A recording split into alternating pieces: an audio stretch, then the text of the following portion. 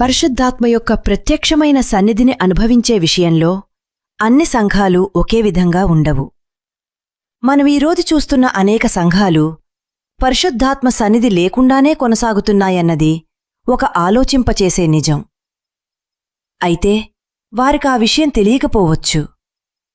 దేవుడు సర్వవ్యాపి అయినప్పటికీ ఆయన అద్భుత కార్యశక్తి కొన్ని ప్రత్యేకమైన ఆత్మీయ వాతావరణాలలో మరింత స్పష్టంగా ప్రత్యక్షమవుతుంది. పరిశుద్ధాత్మ సన్నిధిని కోరుకునే, దేవుని మహిమకు మరియు శక్తికి ఆకర్షణ కేంద్రాలుగా మారే కొన్ని రకాల సంఘాలు ఉన్నాయి. 1. ప్రార్థించే సంఘం. 0:00:32 పరిశుద్ధాత్మ సన్నిధిని ఆకర్షించే మొదటి రకం ప్రార్థించే సంఘం. నేను కేవలం ప్రారంభంలో ఒక చిన్న ప్రార్థన చేసే సంఘం గురించి మాట్లాడటం లేదు. కానుకల సమర్పణకు ముందు 2 నిమిషాలు ప్రార్థించే సంఘం గురించి కూడా కాదు. ప్రార్థనే సంఘాన్ని నడిపించే ఇంజిన్గా ఉన్న సంఘం గురించి మాట్లాడుతున్నాను. ప్రార్థన లేని సంఘంలో దేవుని సంపూర్ణ శక్తి ప్రవహించటం దాదాపు అసాధ్యం. సంఘం ఎంత పెద్దదైనా సరే, ప్రార్థించటంలో విఫలమయ్యే సంఘం చివరికి ఆత్మీయంగా బలహీనపడకుండా ఉండదు. యేసు ఇలా చెప్పాడు, నా మందిరము ప్రార్థన మందిరమనబడును. అంటే ఒక సంఘం యొక్క ప్రధాన లక్షణం దాని భవనం కాదు, దాని కార్యక్రమాలు కాదు, దాని సంఖ్య కాదు, దాని ప్రార్థనా జీవితం. ఆత్మీయ దృష్టిలో ఒక సంఘం అనేది అనేక ఆత్మీయ ప్రభావాన్ని కలిగించే సమష్టి శరీరం. ఒక విశ్వాసి ఎప్పుడూ ప్రార్థించకపోతే ఎలా ఆత్మీయంగా బలహీనపడతాడో, అలాగే ప్రార్థనను నిర్లక్ష్యం చేసే సంఘం కూడా బలహీనపడుతుంది. పరిశుద్ధాత్మ మనుషులచేత బలవంతంగా ఆహ్వానించబడాల్సిన అతిథి కాదు. ఆయనను మనం బలవంతం చేయలేము. అయితే ఆయనను గౌరవించే, ఆయనను కోరుకునే హృదయం ఉన్న చోట ఆయన కార్యం స్పష్టంగా ప్రత్యక్షమవుతుంది. సంఘం దేవునితో నిరంతర సంబంధంలో ఉండాలి. ప్రార్థన ద్వారా దేవుని ముఖాన్ని వెదకాలి.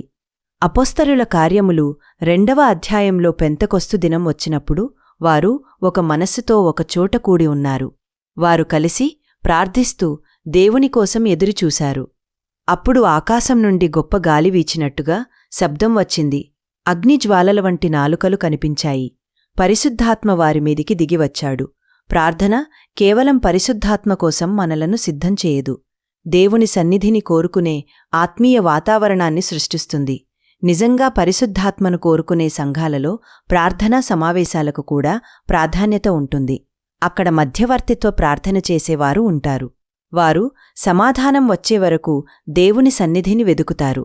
పాస్టర్ కేవలం ప్రార్థన చేయడు, సంఘాన్ని ప్రార్థనలో నడిపిస్తాడు. అలాంటి సంఘంలోకి ఎవరైనా అడుగుపెట్టినప్పుడు ఈ ప్రజలు దేవుని సన్నిధిని వెదుకుతారు. పాస్టర్ కేవలం ప్రార్థన చేయడు, సంఘాన్ని ప్రార్థనలో నడిపిస్తాడు. అలాంటి సంఘంలోకి ఎవరైనా అడుగుపెట్టినప్పుడు ఈ ప్రజలు దేవుని సన్నిధిని నిజంగా వెదుకుతున్నారు అనే విషయం అనుభూతి చెందగలరు. 2. పరిశుద్ధతకు కేంద్రంగా ఉన్న సంఘం. పరిశుద్ధాత్మను ఆకర్షించే 2వ రకం పరిశుద్ధతను కేంద్రంగా ఉన్న సంఘం. సంఘం ఎంత పెద్దదైనా, భవనం ఎంత అద్భుతంగా ఉన్నా, పరిశుద్ధత లేకపోతే దేవుని సన్నిధిని సరిగ్గా ప్రతిబింబించలేం. పాపంతో రాజీపడే జీవితం దేవుని కార్యాన్ని బలహీనపరుస్తుంది. ఒక సంఘాన్ని బలహీనపరచడానికి శత్రువు ఎప్పుడూ బయటనుంచి దాడి చేయాల్సిన అవసరం లేదు. విశ్వాసులను పాపంతో రాజీపడేలా చేయడం చాలు. రాజీ ప్రారంభమైనప్పుడు దేవుని మహిమ ప్రభావం క్రమంగా తగ్గిపోతుంది.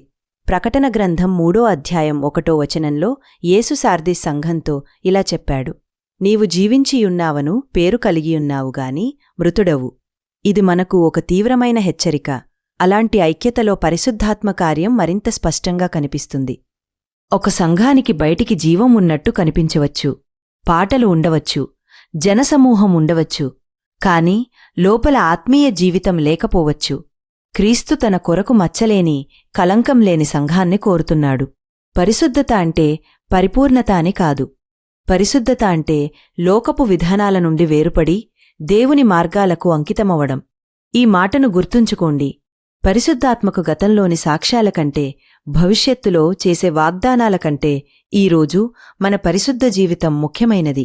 దేవుని ప్రజలు నిజమైన పరిశుద్ధతను కోరుకున్నప్పుడు పరిశుద్ధాత్మ కార్యం వారి మధ్య మరింత స్పష్టంగా ప్రత్యక్షమవుతుంది. 3. వాక్యకేంద్రిత సంఘం. అందుకే దేవుని వాక్యాన్ని కేంద్రంగా చేసుకున్న సంఘం. పరిశుద్ధ గ్రంథానికి రచయిత పరిశుద్ధాత్మనే. అందుకే దేవుని వాక్యాన్ని గౌరవించే, అధ్యయనం చేసే, ఆచరించే సంఘంలో ఆయన కార్యం బలంగా ఉంటుంది. ఇలాంటి సంఘాలు బైబిల్ను కేవలం సలహా పుస్తకంగా చూడవు. దేవుని వాక్యమే విశ్వాసానికి మరియు జీవనానికి తుది ప్రమాణం అని నమ్ముతాయి. 2వ పత్రిక 3వ అధ్యాయం 10వ వచనం చెబుతోంది, దైవావేశము వలన కలిగిన ప్రతి లేఖనమును ఉపదేశమునకును, ఖండించుటకును, తప్పుదిద్దుటకును, నీతియందు శిక్షణకును ప్రయోజనకరమయ్యున్నది. దేవుని వాక్యం దేవుని ఊపిరి నుండి వచ్చినదిగా భావించి దానిని గౌరవించే సంఘంలో పరిశుద్ధాత్మ ఆ వాక్యం ద్వారా ప్రజల జీవితాలను మార్చుతాడు. వాక్యకేంద్రిత సంఘం సాంస్కృతిక ఒత్తిళ్లకు అనుగుణంగా బైబిల్ సత్యాన్ని మార్చదు. ఆ సంఘంలోని ప్రజలు వాక్యాన్ని ఆకలితో ఉన్నవారు ఆహారాన్ని తినినట్లు స్వీకరిస్తారు. వారు ఆరాధనకు వచ్చి కేవలం భావోద్వేగంతో వెళ్ళిపోరు, సత్యంతో మారిపోయి వెళ్తారు. పాస్టర్ ధైర్యంగా వాక్యాన్ని ప్రకటించినప్పుడు, సభ్యులు దానిని శ్రద్ధగా చదివి విధేయతతో ఆచరించినప్పుడు పరిశుద్ధాత్మ ఆ వాక్యం ద్వారా అద్భుతమైన మార్పును కలుగజేస్తాడు. గుర్తుంచుకోండి, దేవుని వాక్యంతో మీ సంబంధం ఎంత లోతుగా ఉంటే మీ ఆత్మీయ అనుభవం అంత లోతుగా ఉంటుంది. బైబిల్ను తేలికగా తీసుకునే సంఘం దేవుని కార్యాన్ని కూడా తేలికగా అనుభవిస్తుంది. కాని వాక్యాన్ని గౌరవించే సంఘంలో దేవుని కార్యాన్ని కూడా తేలికగా అనుభవిస్తుంది. కాని వాక్యాన్ని గౌరవించే సంఘంనే దేవుని శక్తిని అనుభవిస్తుంది. 4. ఐక్యత కలిగిన సంఘం. సహోదరులు, ఐక్యతగా నివసించుట ఎంత మేలు, ఎంత మనోహరము! అయితే 3వ వచనంలో మరింత శక్తివంతమైన విషయముంది. అక్కడ యెహోవా ఆశీర్వాదమును ఆజ్ఞాపించెను. ఐక్యత కేవలం మనకు ఆనందాన్ని ఇవ్వదు. ఐక్యత దేవుని ఆశీర్వాదానికి వాతావరణాన్ని సిద్ధం చేస్తుంది. నిజమైన ఐక్యత ఉన్నప్పుడు విశ్వాసుల సమష్టి ఆత్మీయ శక్తి అనేక రెట్లు పెరుగుతుంది. ఇలాంటి సంఘాలు ఒక ముఖ్యమైన విషయాన్ని నేర్చుకున్నాయి. భిన్నాభిప్రాయాలు ఉండవచ్చు, కాని విభజన అవసరం లేదు. వేర్వేరు వరాలు ఉండవచ్చు, కాని పోటీ అవసరం లేదు. వేర్వేరు వ్యక్తిత్వాలు ఉండవచ్చు, కాని ఒకే క్రీస్తులో ఒక శరీరంగా ఉండవచ్చు. ఐక్యమైన సంఘాలు కేవలం మనమంతా ఒక్కటే అని పాటలు పాడవు. వారు దానిని జీవిస్తారు. అవసరంలో ఒకరికి ఒకరు సహాయం చేస్తారు. ఒకరి భారాన్ని మరొకరు మోస్తారు. ఒకరి విజయాన్ని మరొకరు ఆనందంగా జరుపుకుంటారు. నిజమైన సహవాసమంటే కేవలం కలిసి కూర్చోవడం కాదు, కలిసి జీవించడం, కలిసి సేవించడం, కలిసి సేవించడం, కలిసి క్రీస్తును ఘనపరచడం. అలాంటి ఐక్యతలో పరిశుద్ధాత్మ కార్యం మరింత స్పష్టంగా కనిపిస్తుంది. 5. నిజమైన ఆరాధన చేసే సంఘం.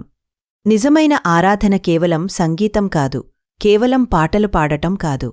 యేసు యోహాన్ సువార్త 4వ అధ్యాయం 24వ వచనంలో ఇలా చెప్పాడు, దేవుడు ఆత్మయై ఉన్నాడు. ఆయనను ఆరాధించువారు ఆత్మతోనూ సత్యముతోనూ ఆరాధింపవలెను. నిజమైన ఆరాధన అంటే సంపూర్ణ సమర్పణ, ప్రేమ, విధేయత, దేవుని ఘనతను అంగీకరించడం. 22వ కీర్తన 3వ వచనములో ఇలా ఉంది, ఇశ్రాయేలు, స్తోత్రములలో నివసించువాడవు, నీవే పరిశుద్ధుడవు. నిజమైన ఆరాధన ఉన్నప్పుడు సాధారణమైన సమావేశం కూడా దేవుని సన్నిధిని అనుభవించే స్థలంగా మారుతుంది. ఆరాధన కేంద్రిత సంఘాలు కేవలం పాటలు పాడవు, వారు తమ జీవితాలను దేవునికి అర్పిస్తారు. వారు స్తుతి ద్వారా ఆత్మీయ పోరాటం చేస్తారు. దేవుని సన్నిధిలో స్తుతి ద్వారా భయాలు విరిగిపోతాయి, బంధాలు తెగిపోతాయి, నిరాశ తొలగిపోతుంది. ప్రజలు ఒక హృదయంతో దేవునిని ఘనపరిచినప్పుడు ఆరాధన వారి హృదయంలో దేవుని మహిమను ప్రకటిస్తుంది. ఆత్మతోనూ సత్యముతోనూ ఆరాధించే సంఘంలో పరిశుద్ధాత్మ కార్యానికి స్థలముంటుంది. 6. ఉదారమైన సంఘం. కోరం తీయులకు వ్రాసిన 2వ పత్రిక 9వ అధ్యాయం 7వ వచనం ఇలా చెబుతోంది, దేవుడు సంతోషముగా ఇచ్చువానిని ప్రేమించును. ఉదారత అంటే కేవలం డబ్బు ఇవ్వడం కాదు. మన సమయం, మన వనరులు, మన ప్రోత్సాహం, మన ప్రేమ ఇవన్నీ ఇతరులతో పంచుకోవడం. ఉదారమైన సంఘం దేవుని ఆశీర్వాదాలను తన దగ్గర దాచుకోదు. ఆశీర్వాదానికి ఒక కాలువగా మారుతుంది. మార్కు సువార్త 12వ అధ్యాయంలోని విధవరాలి చిన్న కానుకను గుర్తుంచుకోండి. ఆమె దగ్గర చాలా లేదు, కాని ఉన్నదంతా దేవునికి సమర్పించింది. ఆమె ఇచ్చింది కేవలం డబ్బు కాదు, ఆమె తన హృదయాన్ని ఇచ్చింది. స్వార్థపూరిత సంఘం ఆత్మీయంగా నిలిచిపోయిన నీటిలాంటిది, కాని ఉదారమైన సంఘం ప్రవహించే నదిలాంటిది. ఎక్కడ ఉదారత ఉంటుందో అక్కడ ఆశీర్వాదం ప్రవహిస్తుంది. అపోస్తుల కార్యములు 1వ అధ్యాయం 8వ వచనంలో యేసు ఇలా చెప్పాడు: పరిశుద్ధాత్మ మీ మీదికి వచ్చినప్పుడు మీరు శక్తిని పొందుదురు. అప్పుడు మీరు నాకు సాక్షులయ్యుందురు. పరిశుద్ధాత్మ శక్తి మనకు కేవలం మంచి అనుభూతి కలిగించడానికి ఇవ్వబడలేదు, క్రీస్తుకు సాక్షులుగా జీవించడానికి ఇవ్వబడింది. పరిశుద్ధాత్మను కోరుకునే సంఘం కోల్పోయిన ఆత్మలను వెదుకుతుంది.